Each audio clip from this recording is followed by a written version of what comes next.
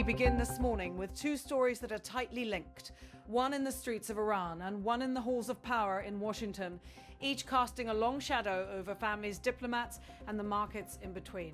In Iran, human rights groups say the campaign of repression that followed months of public unrest has entered a deadlier phase. Activists report that death sentences against political prisoners have risen sharply since conflict began on February 28. Among those put to death in recent days, they say, was a 21-year-old athlete from Isfahan who had been arrested during protests earlier this year. Families and advocates describe a pattern in which young people detained at demonstrations are tried quickly, often on charges tied to national security, with verdicts that leave little room for due process. The executions have renewed international outrage and raised urgent questions about what counts as negotiation leverage and what counts as punishment. For many inside Iran and for Iranians in exile, the punishments are not only about the individuals who are led away, they are meant to intimidate an entire generation. Outside observers warn that such measures deepen grievance, fracture trust, and complicate any path to a negotiated pause in the fighting. That fighting, which began in late February, has also become the central focus of diplomacy in multiple capitals. Tehran has reportedly sent proposals to third-party intermediaries, and several regional governments are said to be facilitating talks. One repeated thread from those at the center of negotiations is a sense that the Iranian leadership is divided, that different factions in Tehran have different priorities and different tolerance for compromise. That fragmentation, negotiators say, is one reason deals are slow and fragile. From Washington, President Trump says negotiations are ongoing, often conducted by telephone, and that he is holding firm on what he describes as red lines. In Iraq, public appearance, he framed the talks in stark terms. He said Iran wants to make a deal because they have no military left, essentially, and they want to make a deal, but I'm not satisfied with it. We have great respect for Pakistan and Islamabad. They're working with us. They continue to work with us, but the trip is a very long one, and we're doing everything in terms of negotiating right now, in terms of the negotiation telephonically. Those words underscore two competing priorities in this moment: the desire among world leaders to halt hostilities through diplomacy and the political imperative for a commander-in-chief to project strength and define limits. For President Trump, the lines he sets are not abstract. He repeatedly returns to nuclear capability as an existential concern. In front of supporters, he declared, we're at war because, I think he would agree, we cannot let lunatics have a nuclear weapon. Do you agree? A rhetorical appeal meant to frame the conflict as both moral and practical, and to justify a posture of vigilance. The tensions between diplomacy and deterrence are being felt at home as well. Polling shared with the public in recent weeks indicates that a majority of voters are wary of further military escalation. Roughly half of those polled said they opposed military action in Iran, reflecting a deep unease about the risks of a widening conflict. That reluctance has political salience. Leaders who contemplate force must contend not just with the mechanics of warfare, but with public appetite for it, and with the long, costly aftermath that follows. At a campaign-style appearance in central Florida, the president sought to reassure supporters on both the threat and the cost side. He told the crowd that Iran can't get its hand on a nuclear weapon, and he tied the larger regional turbulence to a more immediate domestic concern: the price of gasoline at the pump. The president argued that gas prices would fall if the fighting in the Middle East stopped, framing military developments as a direct influence on household budgets. For many voters, that is a persuasive line of argument. Supply shocks and market fears spill over into prices, and political leaders are judged on whether they can steady both. But there are countervailing realities. Energy markets are influenced by a complex web of factors: global supply-demand patterns, refinery capacity, and geopolitical risk. Even if hostilities were to pause tomorrow, analysts say price adjustments do not happen instantly. What the president's remarks do accomplish politically is to tie national security back to pocketbook concerns, a narrative that plays well on the stump and resonates with voters who feel the squeeze at the pump. Meanwhile, the human cost of the conflict and the crackdown in Iran remains acute. Families of detainees say they are operating under a cloud of fear, sudden arrests, opaque charges, and the prospect of severe sentences. International human rights organizations are calling for transparency and for international monitors to be allowed access to verify the conditions of detention and the fairness of trials. Those calls have so far been met with limited cooperation by Iranian authorities, who insist that issues of security and sovereignty must be resolved internally. Diplomats engaged in shuttle diplomacy, some operating through intermediate capitals, face a daunting puzzle. How do you negotiate the end of hostilities when those who must sign or enforce an agreement are not a single coherent entity? How do you build guarantees that a fractured leadership will respect a deal? These are the kinds of technical and political problems that can turn a promising note from a mediator into months of fragile talks.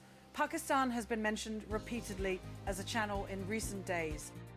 Officials in Islamabad have maintained a discreet role in back-channel conversations, acting as a conduit between Tehran and interest.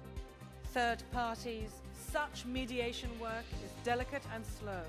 It requires not just translating words, but convincing disparate actors that a pathway exists to what each side calls security, whether that means the preservation of regime stability, protection from external military threats, or the safeguarding of economic and energy interests. On the domestic front in the United States, discussions about war powers and congressional oversight are intensifying. Lawmakers are debating the limits of executive authority in military engagements and the obligations of the White House to consult and to seek authorizations when operations extend beyond a short window. Those debates are more than procedural. They shape the legal and political backdrop for any prolonged involvement abroad. At the same time, the tight linkage between domestic politics and foreign policy is on full display.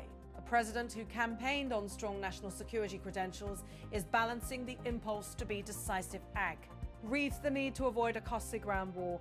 Public opinion, which leans against new large-scale military commitments, constrains options even as leaders insist they will act to prevent nuclear proliferation or to stop a regional adversary from posing a broader threat. Against this fraught geopolitical landscape, ordinary people carry the daily consequences. In Iran, neighbors comfort each other when a young person is taken in the night. Families seek legal counsel if they can. Communities mourn when a life is cut short by execution. In the United States and across allied capitals, families watch fuel prices, employers watch supply chains, and policymakers watch the horizon for escalation or de-escalation. There are a handful of practical, near-term questions that will determine whether diplomacy can take hold. First, can mediators bridge the gap between what Tehran says it is willing to accept and the demands being made by those it is negotiating with? Second, can internal Iranian divisions be managed so that any agreement has the chance of durable enforcement? Third, can the United States and its partners shape a verification architecture that reduces incentives for deception and that builds confidence among jittery regional neighbors? Answers to those questions will not arrive overnight. They will be shaped by intelligence assessments, by the posture of regional militaries, by the domestic politics of multiple countries, and by the immediate events on the ground, including the continued detention and sentencing of protesters. Each execution, each headline, narrows the political space for compromise. Each sign of concession, each credible verification step might open it again. For Americans watching from afar, there's an instinctive desire for clarity, a single explanation of who is to blame, and a straightforward prescription for what should be done. The reality is usually more complicated. Geopolitics often advances in fits and starts, through a mix of pub. Like pronouncements and private exchanges, leaders talk in public to reassure and to define principles. They talk in private to explore trade-offs and to test language that might become the basis of a ceasefire or a framework for a longer peace. The international community also faces a moral question: how to respond to human rights violations while pursuing urgent diplomatic goals. Sanctions, condemnations, and diplomatic pressure are tools that can be used to signal disapproval of executions and other abuses. At the same time, some diplomats argue that a negotiated pause in hostilities could create breathing room for civil society and reduce the immediate risk of more deaths.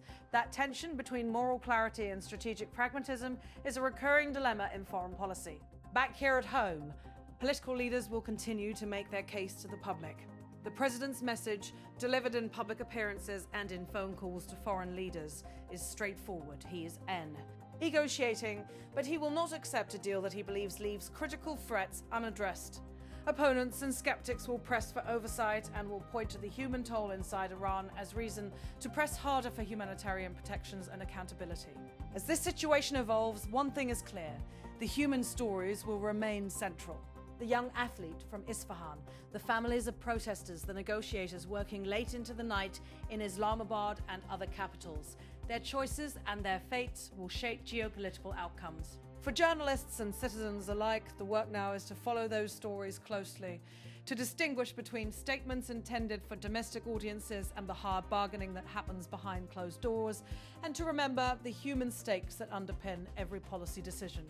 In the days ahead, we will be watching for several signals. Any credible agreement from Tehran that reduces the chance of further conflict, tangible steps to improve transparency and due process for detainees, clear lines of congressional consultation in Washington, and the reactions of regional partners who will ultimately live with the results. Each signal will offer clues about whether diplomacy can outpace the cycle of violence and whether leaders can translate public rhetoric into durable security for civilians on both sides. For now, families mourn, negotiators keep talking, and political leaders calibrate their messages to multiple audiences. The challenge before them is not only to end fighting, but to build the conditions for something more lasting, a reduction in violence, an easing of fear, and a path to rebuild the social trust that sustained communities before the crisis began. This is a moment that tests the capacity of diplomacy to work under pressure, the willingness of political leaders to prioritize human lives over short-term advantage, and the resilience of ordinary people who live under the shadow of conflict. As they negotiate, ions proceed, and as the heartbreaking reports from the ground continue to arrive, the world will be watching to see whether cooler heads and careful diplomacy can produce an outcome that prevents further loss of life and gives room for a different future.